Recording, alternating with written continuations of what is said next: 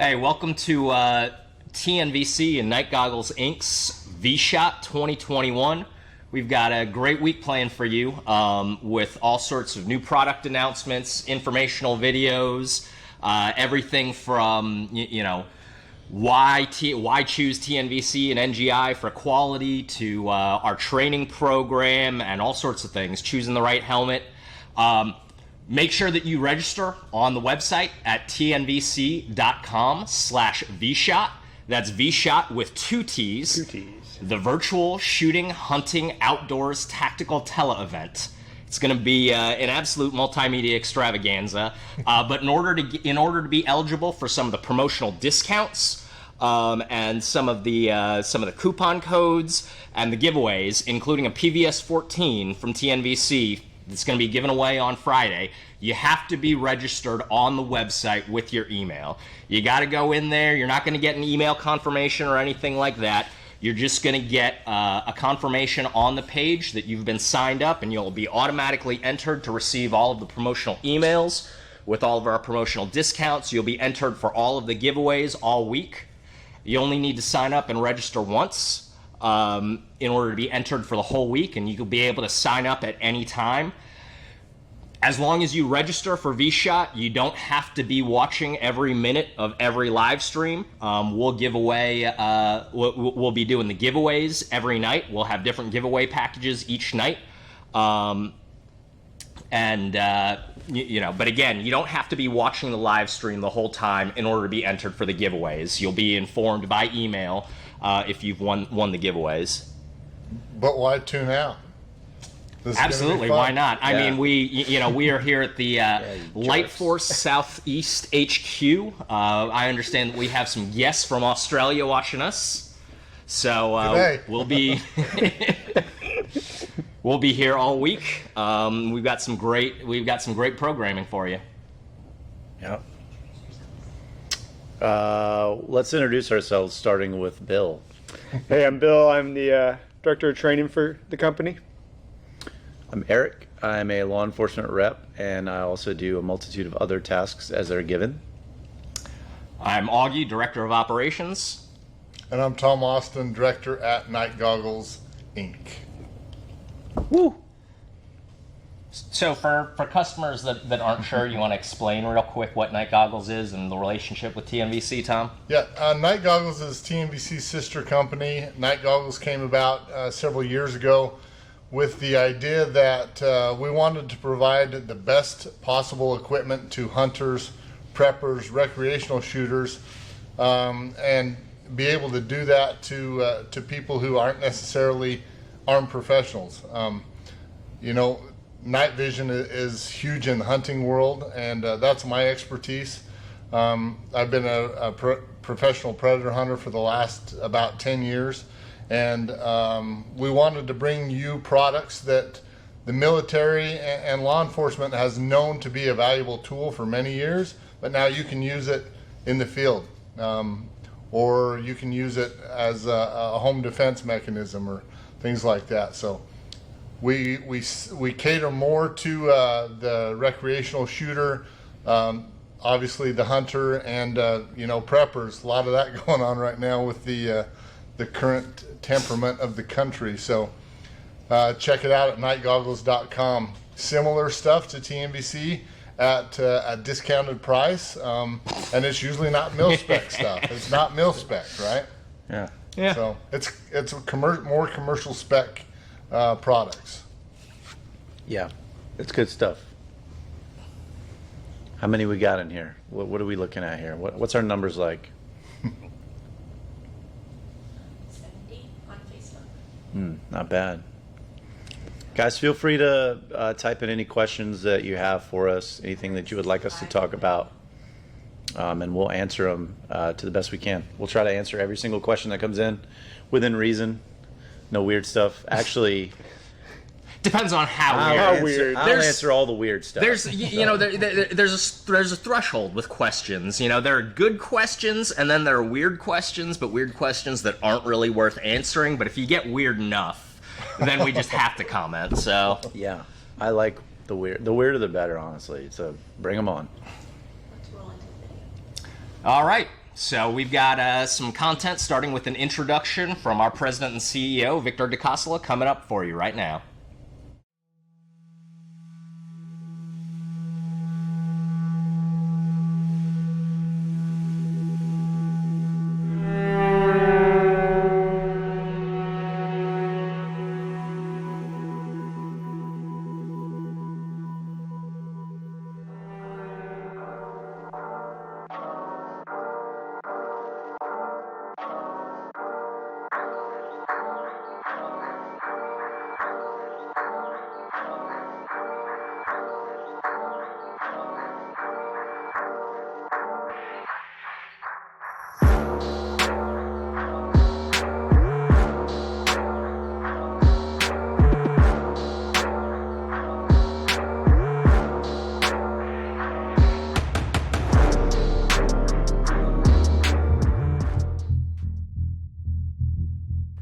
I want to welcome everybody to the 2021 vSHOTT. Actually, TNVC Night Goggles is going to host their very first virtual SHOT show, which is vSHOTT.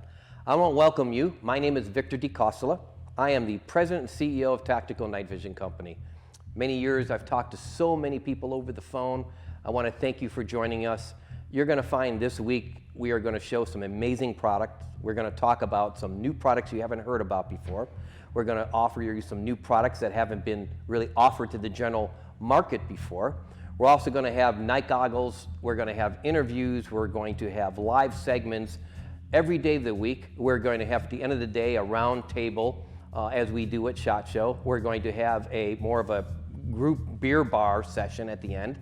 And we're going to talk about the day's events. We're going to talk about night vision in general.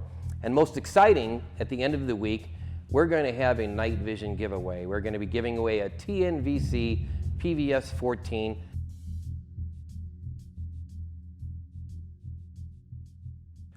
Hey guys, thanks for joining us and welcome to day one of Tactical Night Vision Company and Night Goggles virtual new product showcase and educational event. Today, in accordance with tradition, on day one, we'll be having a range day. Hey guys, my name is Eric Butler. I'm part of the training cadre for TNVC, and I also help oversee the Night Fighter training program. Today we're going to go over TNVC's specific Night Fighter training program. We're also going to introduce you to some instructors that we also partner with in the industry that are subject matter experts in the field of night vision. And we're going to allow them to go over some range and training tips that you guys might find useful. Let's get started. And scene. No, I'm just kidding.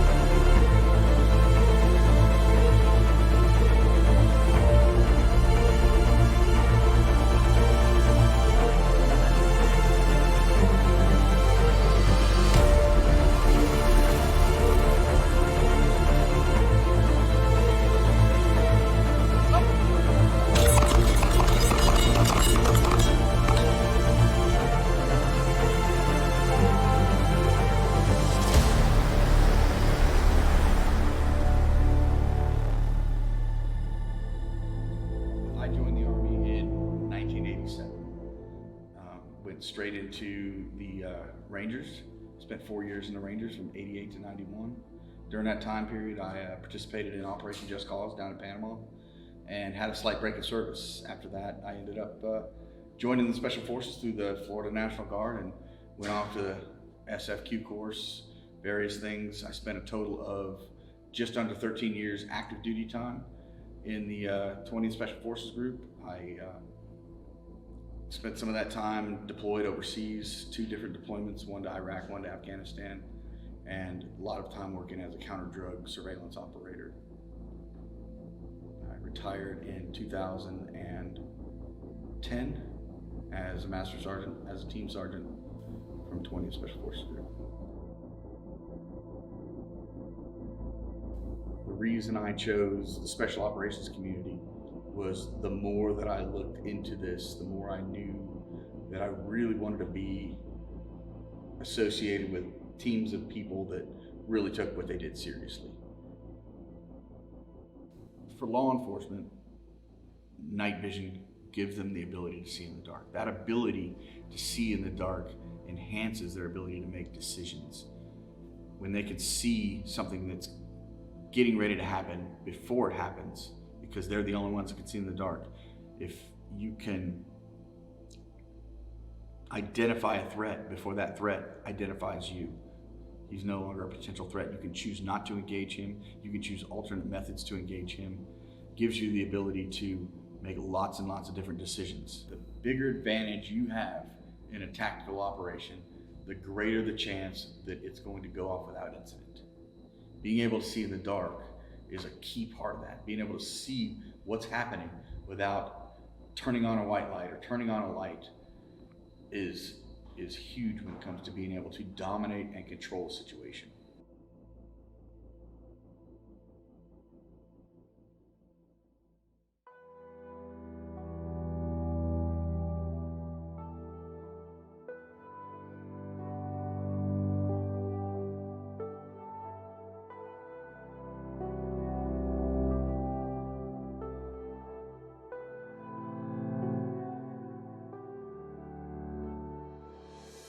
My philosophy when it comes to training people is to try and really give them what they need.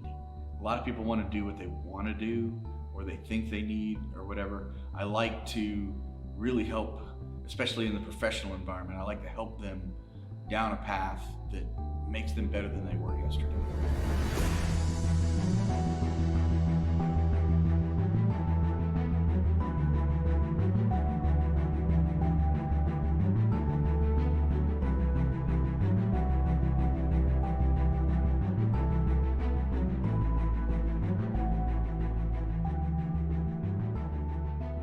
Broad level, a lot of people have night vision equipment, but they've never taken any training. I'm not saying you have to come take a class, but it's kind of like owning a musical instrument and never learning how to play it. There are certain things that you can figure out on your own, but there are certain things that you might as well learn from someone who has spent a lot of time sorting this stuff out and figuring it out. So acknowledging that it's a good idea to actually learn how to use something is a big hurdle for a lot of people. I see that a lot in the law enforcement community. They don't use the equipment that they have because they don't really understand what it brings to the table. As soon as they start getting some training and learning how to use it and actually bringing it out and training with it, then it no longer gets left in the gear bag or in the trunk of the car. It comes with them on the operations, and they tend to find opportunities that it comes in handy where they wouldn't have before because it wasn't something they were thinking about.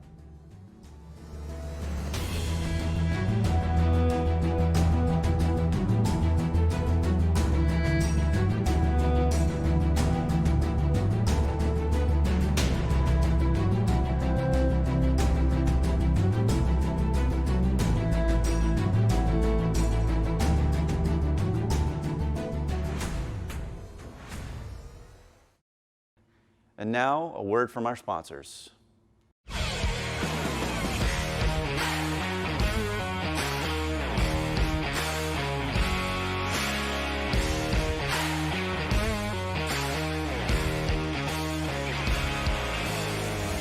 The B.E. Myers MAL C1 Plus is a commercially available multifunction laser aiming device that offers superior illumination quality, improved ergonomic interface, and greater output power than any other commercially available laser device. The core operating principle of the MAL is the quick change setting selection switch that allows the end user to change their output power and divergence with a single motion. This allows the end user to select what they need when they need it.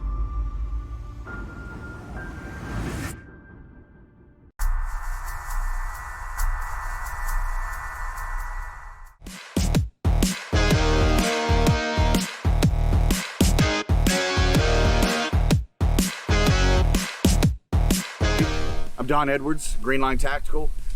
Today we're going to talk about a shooting exercise. I don't like to call it a drill. I call it a shooting exercise because sometimes I think drills turn into parlor tricks. Yeah. And it's one that I'm kind of known for. I kind of made up this specific version of a shooting on move drill, and it's known as the Xbox drill. And I like getting this thing out here because some of you guys like to shoot it, but you're not exactly sure if you're setting it up right, or you think you're setting it up right. And when I see your video on YouTube, I'm like, that's not the Xbox. Oh. But, so cool. We're going to explain it here, and then John is going to shoot it probably a couple times till he gets it right. And I'm going to go through how to properly set this thing up first for scoring it and running it to standard.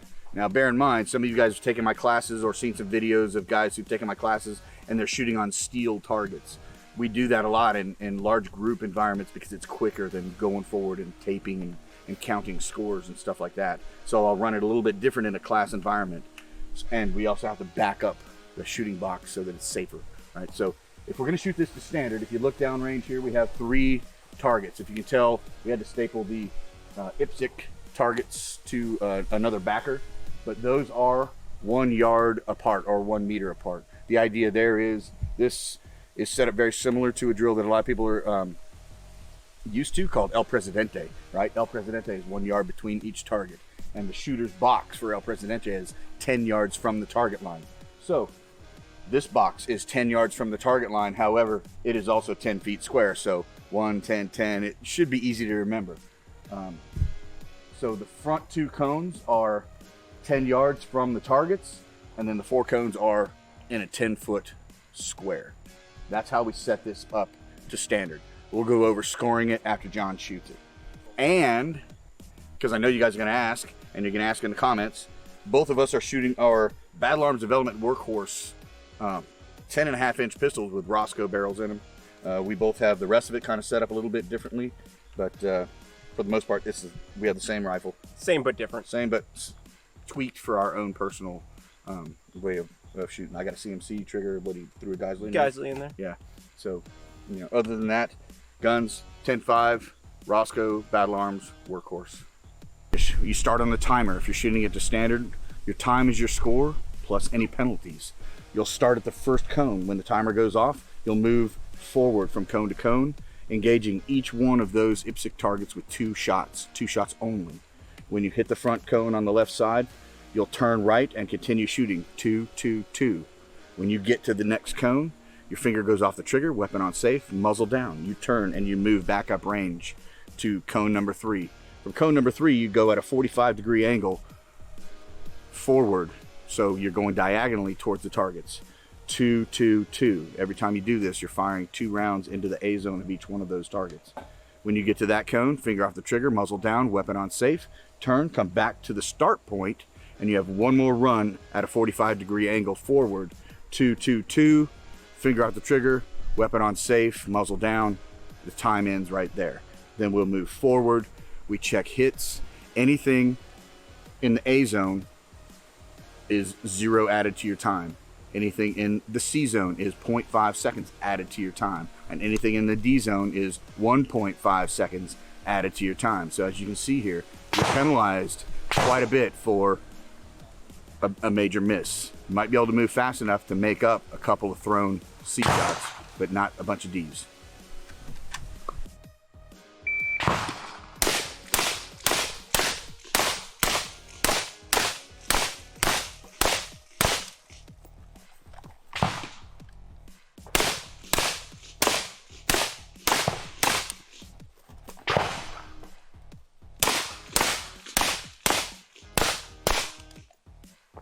Right? So John ran this in 20.57 seconds. We come up here, we count his misses. So he has 1 C zone hit, so that's minus a half second there. All A zone hits, so no points off on the second target. And I'd call it. oh no, you broke the line, so rules say, all right, well, John. All right, so John's saying he doesn't want that to count, so we'll go with minus 0.5 on that. So he's 1 second down. 1 second down from 20.57, so 21.57. Not bad, especially for first run of the day. Yeah, I'll take it. I'll take it cold. Yeah, me too.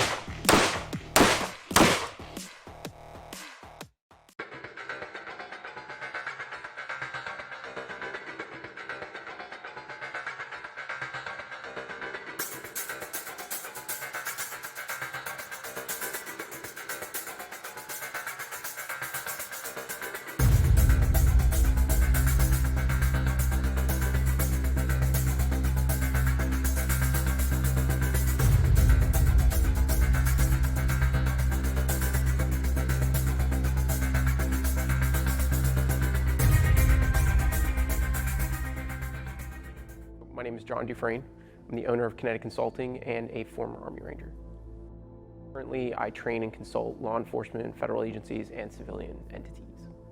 I'm a former Army Ranger from 3rd Bat. I spent 5 years at 3rd Bat, spent my time there doing Ranger stuff, and then from there went on to the security industry. And when I worked in the security industry, I did private security, as well as consulting and security assessments. And then when I left the security industry, which was during the time that I started teaching, got into teaching and more consulting on my own side. And that's what I do now. So what sets me apart from other trainers and other instructors is I like to have fun overall. I don't like to have a bad time, and I'm always giggling, laughing, joking, making fun of myself, because that's half the battle. And then not only that, but I include in my training science and data. Not only that, but my experience. So you get a really big conjunction of those three in most classes. And not only that, but you get to enjoy it while you do it, because learning and having fun, I think, are very much the same thing, or should be included as the same thing. So learning basic skills prior to getting into night vision is really important, because we're used to our vision that we can see so much around us. When you put on night vision, you're stuck to 40 degrees of view. Whether you have a monocular or you have binocular night vision, it's still 40 degrees until you go into quads. And if you are, come visit me. I'd like to play with them. But the 40 degrees of view and most of the ambient light that you may get or may not get is going to be just extra. So if you don't know how to function your firearm or able to actually move around in the darkness with your night vision, you're going to be tripping on things.